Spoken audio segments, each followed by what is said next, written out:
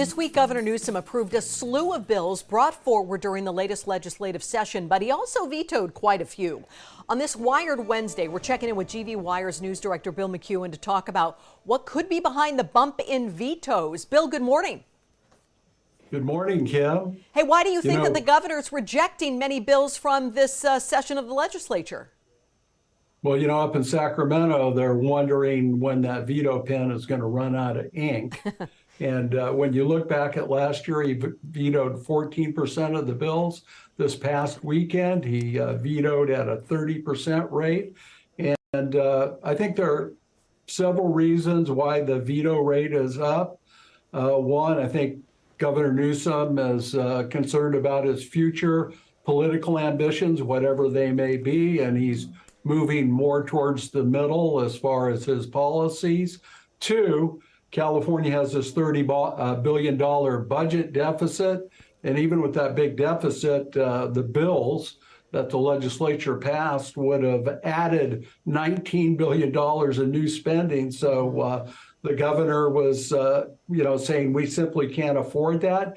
And, Kim, this is something that governors across the country do with bills. They may not want to really state their real objection, so they say we can't afford it. He also, on several bills, like the bill that would have banned caste discrimination in California, he said the bill's totally unnecessary.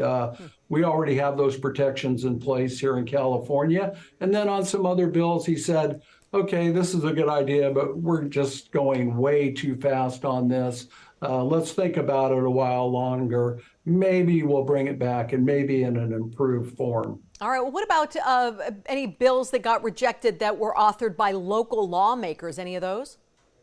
Well, Kim, here in the Fresno community, activists have pushed for an independent panel to draw the lines for the Board of Supervisors. Assemblymember Joaquin Arambula was co-author of a bill that would have said cities, county boards, school districts over a certain size, they're going to get independent redistricting commissions. The governor absolutely vetoed that, and some community activists are very upset about this. They say that when the Fresno County Board of Supervisors draws the lines they produce dilute the voting power of Latino and also favor incumbents. Can the legislature ever override a veto? Well, I'm old enough to remember when that happened. So for today, you would say in theory, yes, but it takes 2/3 majorities in both the Assembly and the Senate to override a veto. And that hasn't happened since 1980, when the legislature was in a big political feud with, at that time, a very young Governor Jerry Brown. Okay, now let's talk about some of the approved bills, but specifically ones that affect working Californians. Well, I think a big one, which was sponsored by Attorney General Rob Bonta, will prohibit companies from advertising the prices of goods and services that don't include what we call junk fees. So you think of all the fees that are added on to hotel reservations, concert tickets. They can no longer do that. So the price that is advertised is the price that you will pay in California. I think that's probably a pretty good law. And then I think the biggest one is for workers in California.